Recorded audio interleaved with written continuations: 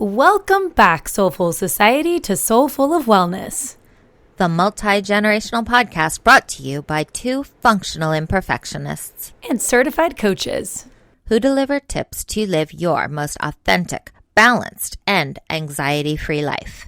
This week's episode is a follow-up to last week's episode, and today we're talking about brain health and what you can do to protect yours.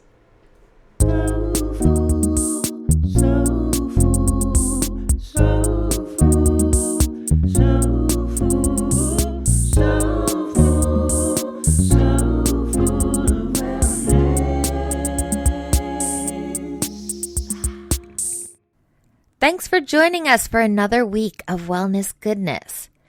If you're listening for the first time, welcome. We are happy to have you here. We would love to have you as a regular listener, aka a part of the Soulful Society. So if you enjoyed today's episode, please consider subscribing so you'll get a new episode of Wellness Goodness delivered automatically every Thursday morning. If you haven't yet rated and reviewed this podcast, we would vastly appreciate it if you could help us out by giving us a quick rating and jot down a few words.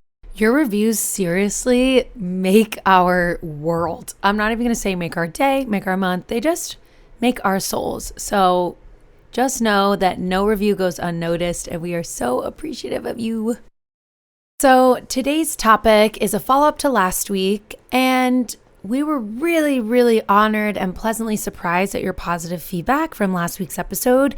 We know that it wasn't our typical format, our typical vibe, so thank you. Yeah, that's us just feeling more and more comfortable with what we're doing here, being listened to by who we don't even know who all's listening. We know if you let us know that you're listening, and we appreciate when you do. But if that's not in your comfort zone, that's okay. We're just happy to have you. But we're coming out of our shells about bearing more of our personal lives, more of our stories, more of our souls here on Soulful of Wellness.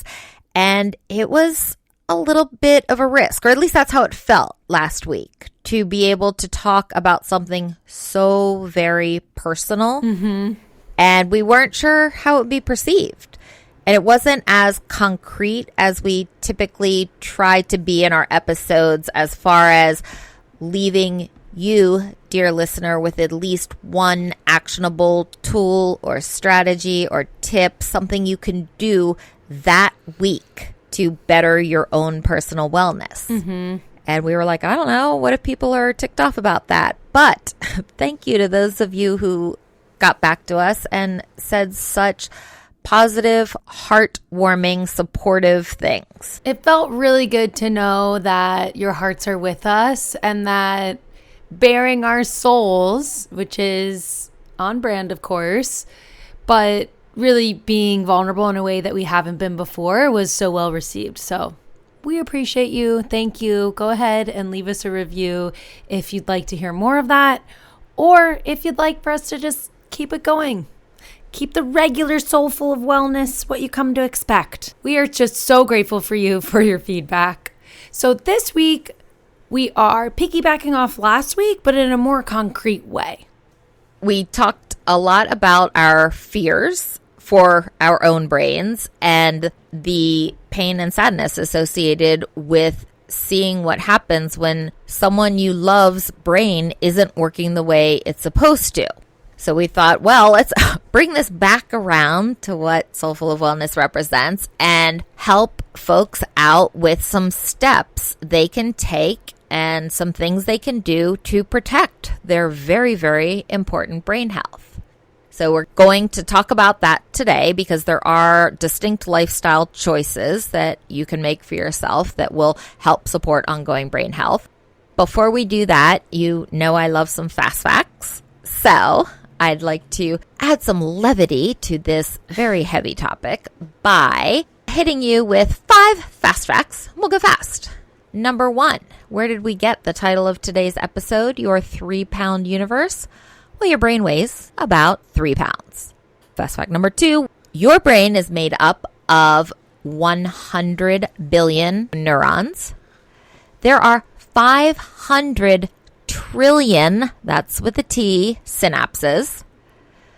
Thoughts travel through your brain at speeds of 300 or more miles per hour, and you think approximately 70,000 thoughts each day. My jaw is on the floor. I know. Some of these things, I am aware of the fact that we have 70,000 thoughts a day, but when you really look at it and think about it, and that's probably the only fact that I knew. I actually have all these fast facts, but it's baffling. It is. That's why we're trying to make our minds a positive place to be and a welcoming place, because dang, if we tried to follow every single thought, I feel like we would just collapse. Your brain's working whether you're awake or asleep. It's crazy to think about. Okay, I just opened my calculator app here. I probably should have done this before the episode, but it didn't occur to me. So now I'm going to do how many seconds are in a day. Okay, there are 86,400 seconds in a day, and we think 70,000 thoughts per day. That's a new thought almost every second on average. Honestly, what I think about when you say that is the fact that it's a relief that meditation isn't an attempt, contrary to popular belief, to get rid of thoughts. It's an attempt to just observe them and let them go, and train yourself to be able to not hold on to all of the thoughts, because you are not your thoughts. Because the idea that we would have to stop our thoughts, clearly that train ain't stopping. It's just going. Futile attempts. Right. Man. Maybe you control it this second, but give it 1.2 seconds and a new one's going to pop in. So we have some great news. Your brain is resilient. Neuroplasticity allows your brain to adapt and respond to changes and to compensate for injury and diseases. We love that. We love that. Go brain. I feel like we should be so proud of our brains. Yeah. They're just working so hard all the time. All of our organs are, but I think it's brain gratitude. Yay! That's our new thing. We're going to all have brain gratitude. Mm-hmm.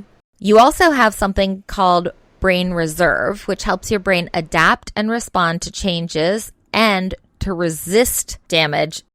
Also, lifestyle plays a huge role in brain health. So the choices that you make every day really matter. And we're talking about 7 different pillars of brain health, which you're going to notice in a moment sound a lot like 7 components of a wellness wheel. We're going to talk about some choices you can make within each of those.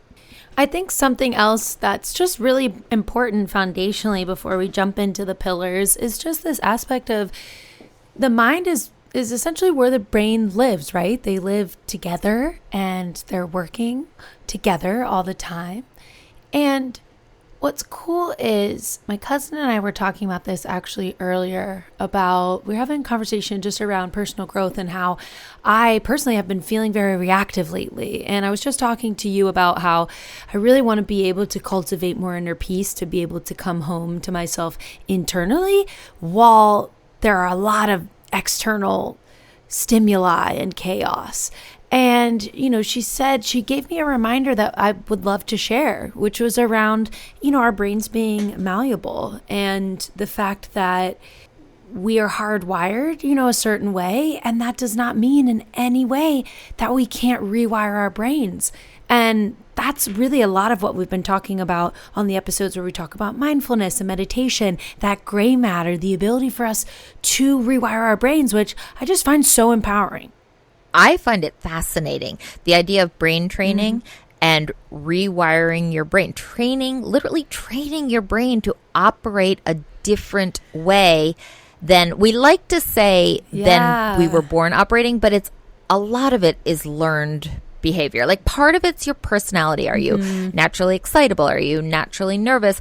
But a lot of it is inadvertently learned. Like we didn't learn it on purpose, but we learned it in response to stimulus in our lives, and we never meant to learn it in the first place. But it's okay. However you've been in the past, however you've mentally operated in the past, you are not destined to operate that way in the future. You can choose to retrain your brain. Yeah, your past actions, behavior, experiences do not define your future. They don't predict your future. They aren't setting up for the future right now. Your choices, your habits, your healing, that's what's going to set you up. So just knowing that at any moment, you can turn this train in a completely different direction. And yes, this was a good reminder that she gave me as well. We gotta be a little bit patient, which I find to be very difficult, because along that journey, as we're rewiring our brain, let's say we're trying to be, I'll use patience right there for as an example. We're trying to be a more patient person. Well, as we know, the universe is going to give us opportunities to be patient. And throughout that journey of trying to transform or rewire our brain, we're going to have this concept, this experience of 2 steps forward, 1 step back. So just because we're on our way, we all know it's not going to be necessarily smooth, but it's in the moments of challenge, in the moments where we feel a little bit defeated or we have that 1 step back, reminding ourselves, okay, I am on my way. This is actually proof that I'm on my way, you know? I think that part of the reason once you set a goal and you're on your path, it then feels like there are more hurdles or you're making more backward progress than forward progress than you were before it was even a goal. I think that's really more a function of awareness than actual reality. Because you have this goal and because you're conscious and aware of working towards something, you're noticing more when things get in the way. Or if you're working on developing and cultivating patience within yourself, when you feel yourself losing patience or falling short of that goal, you're noticing it more. So the perception is, I'm doing worse at this than I was before. Most probably, no, you're not doing worse. You're really probably actually doing better. You're just noticing all the times you feel other than the way you hope to feel, so they feel more present. And as an imperfectionist, right, this is where oh my gosh, it's dreadful at times. Just feeling like, well, logically I'm doing all the steps to hit my goal, but I'm not perfect, or I had 1 step back, or I did react today, or I was super impatient in that scenario. Then comes the inner gremlin, then comes beating ourselves up, and I'm speaking from experience here. And then comes the spiraling. But I think it's in those moments of spiraling, of the inner gremlin, of beating ourselves up, that we can build that awareness. I know you guys know we always harp on awareness, and that's simply because it is the first step to any transformation or growth. But it's like if we can have that awareness around the challenges and the inner turmoil, we can begin to cultivate whatever it is that we're trying to cultivate. You are going to fail at some of them. You're going to pass, but with a C on some of them. And you're going to rock some of them.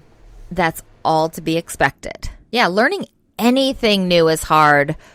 Retraining your brain takes time and practice and diligence, but it can and will happen if you stick with it. Yeah, and as we get into the 7 pillars of brain health, really take or leave what resonates with you. This is not meant to be a list of to-dos. This is not meant to be a comprehensive list that you need to absolutely follow. Pick and choose what resonates. It's just like how we've said with the wellness wheel in itself, we can't possibly focus on everything at the same time. So just notice what comes up on an emotional level as we're going through these different pillars, and pick and choose what you want to focus on. That's good advice. I like notice what comes up for you. I'll piggyback off that and say, pay attention to which of these you're already doing, that you're doing consistently and pretty well. Give yourself a little pat on the back for the ones that you're like, yeah, you know what? I really am doing that. Good for me. Love that. Yes. Celebrate the small wins. And by the way, these aren't small wins. These are big wins. So yeah, I love they that, are. Kit. They're long-term wins. Amazing. All right, the 7 pillars of brain health that we're talking about today are physical exercise, mental fitness, food and nutrition, social interaction, sleep, relaxation, and mental health. Let's get started with exercise. Exercise helps your brain by getting things moving. If we think about this from a soulful perspective, moving our bodies helps us connect with ourselves, and it is a way to turn inwards because we're building strength physically, but we're also building strength mentally. We're getting the blood pumping. We're helping our body get into a parasympathetic nervous system, especially if we're doing, a little bit of slower movements like walking or Pilates or yoga or things that are a little bit softer. Physical exertion, as we know, and even just movement in itself really, really helps the brain relax and be able to do other things. So we're building that strength without even realizing it. Over time, we get stronger and stronger mentally. Second up is mental fitness. We have heard the terms probably with regard to physical fitness, use it or lose it. Mental exercise improves brain functioning and promotes new brain cell growth. Yes, you heard that correctly. New brain cell growth and decrease the likelihood of dementia in your future. I start my day with about 30 minutes of basically just gameplay. Crossword puzzle, number puzzles, the nonogram. I love those logic puzzles with the big complicated grids. Of course, Wordle. Now I Quirtle and I Octurtle. I don't know if I said that one right. I love all that stuff. Oh, I'm so proud of you. And that's so great that you do that.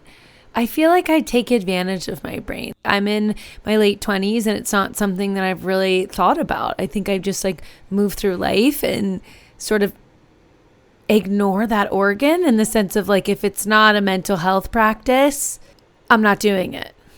Fair enough. I don't think I noticed nor appreciated my brain sufficiently until, I don't even remember when, somewhere at least in my 30s. And to be honest, what made me start noticing and appreciating the many wonderful things my brain does is when it wasn't delivering in the way I wanted it to. And I started, what I talked about last week about having concerns about my memory and noticing things that were congruent with what we had noticed early days with my mom and being scared by that. And that fear/awareness made me then more aware of when my brain was operating really well and all the many, many things it does for me every day, day in, day out. I feel like it's only natural to compare. And how do you feel these mental fitness exercises impact your life? Do they help? I just enjoy them. So they help because I think they're fun. I love playing free cell solitaire. It's insane how many hours of free cell solitaire I can happily play and never get bored and never think things like, oh, I can't wait till this is over. It's kind of astounding. That is good news. Mental fitness can be playing. You can, whatever game you are intrigued by, go ahead and start it. Whether it's puzzles, like in quarantine, chess, crosswords, brain games on your phone, maybe a card game. All of that is going to help your brain produce new neurons and form new connections and increase some problem-solving abilities. And learn something new. Take up a new instrument, a new language, a new hobby. You might be thinking, oh, come on, what am I going to do with learning Italian? I'll probably never go to Italy. It doesn't matter. The process of learning it is helping your brain. This is one I found when we were researching that I thought was interesting. Use your non-dominant hand more often. Oh, that one really humbles me. That really humbles me. You're not. I am so right-handed. I'm not just right-handed. I'm basically inept with my left-handed. I do everything right-handed, and I have tried a little bit to do, to challenge myself. Here's an example. I tried to brush the horse with my left hand. And I know it sounds like, oh, really, Kit? Way to stretch yourself. But for me, that's a stretch. No, it's honestly humbling. Yeah, it's like being a toddler. Yes. So there you go. There's the mental fitness pillar. The next pillar is food and nutrition. You are what you eat. Eat well, think better. Now, we actually have a few specific episodes on nutrition. We interview our dear friend Carla Keith, who's a nutritional therapy practitioner, a few times. We have a particular episode on eating for anxiety, which is beautiful and very helpful. So not only is it important what you eat, but it's important that you're eating enough. So whatever we put into our bodies is going to impact our mood, our overall health, and our brain. Now, that is not to say you need to eat perfectly healthy. That is definitely not what we're saying, because we are chocolate lovers here at Soulful of Wellness, and we love intuitive eating. So, our brain is obviously exposed to harmful stress from lifestyle, environmental factors, causing oxidation, which can damage our cells. So think of like rust, like your bike gets left out in the rain and it starts to rust over time. So eating foods rich in antioxidants will fend off oxidation damage. So making sure, I think the simplest rule of thumb here that I learned from my nutritional coach years ago, which still stands the test of time, of course, is the 80-20 rule. So eating 80% real whole foods. So not out of a box or a can or a bag, just real whole foods, and 20% whatever you want. Which is hard to do because 20% is not that much. My nutritional coach used to say a rainbow on your plate, which is actually kind of hard to do. But especially in the fall, I feel like it's a bit easier with all of the root vegetables and stuff, getting all those colors on your plate. Yes, get the colors. Yeah. My big issue is I like the same few things I could eat every single day because I like them. They're easy. They're accessible. I don't get bored of them. My big challenge is getting variety in. Definitely. Try to add something new into your diet this week. The next pillar would be social. So an active social life can protect you against memory loss because your social network provides sources of support. It reduces stress and combats depression while also providing some intellectual stimulation. So maybe at your next dinner party, you can come up with a few different questions Kaylin, on cards. Combining categories. Yeah. Yes. I feel like that could be really fun. A good way to bond with the people that you love and stimulate your brain. Get some intellectual discussion going. Sleep. My big area. Quantity, quality, and regularity. We have a sleep episode all about sleep and some ideas. We tried to think outside the box for that episode. So we tried to hit on some of the strategies that maybe you don't see and hear everywhere. Couple quick reminders. Try to hit that morning sunlight. If there's any way you can get outside for 10 or 15 minutes sometime in your morning, apparently that morning sunlight is just really great for everything, basically. Sleeping in a comfortable temperature, meaning cooler, dark bedroom, free of electronics and noises. Having your sleep schedule and trying to get yourself to power down with a nice, quiet nighttime routine to signal to your brain that you're going to be going to sleep. The next pillar is relaxation. And note that it's similar to the wellness wheel where relaxation is separate from sleep. So since you can't avoid stress completely, develop a repertoire of management strategies for your stress. Practice saying no, which is setting boundaries. Keeping a stress list, that's interesting. Visit it for a few minutes each day. And bonus, turn it into your to-do list, which you can learn more about on episode 129, Turn Your Anxieties into a To-Do List, which we will link in the show notes. So essentially taking time out of your day to really focus on stress relief. As we know, like stress can really build up in our bodies and lead to horrible things like clinical burnout, where our cortisol levels are spiked more often than not. This can cause a myriad of health issues, which we don't want. So taking the time to really engage in stress relief and relaxing activities like visualization and focusing on one problem at a time. And our final pillar is mental health. Certain medical conditions are linked to declining brain function. So get your annual physical regularly. Your annual physical matters. We hope you enjoyed today's episode. As usual, please let us know if you liked it by leaving us a rating and review or emailing us at sfowpodcast@gmail.com. We love you so much, Soulful Society. Till next week, peace, love, and light. Peace, love, and light. The Soulful of Wellness hosts are certified health and wellness coaches. This podcast is intended to inform and entertain listeners on their wellness journey. This podcast is meant to enhance, not replace, listeners' care from doctors, therapists, or other medical providers.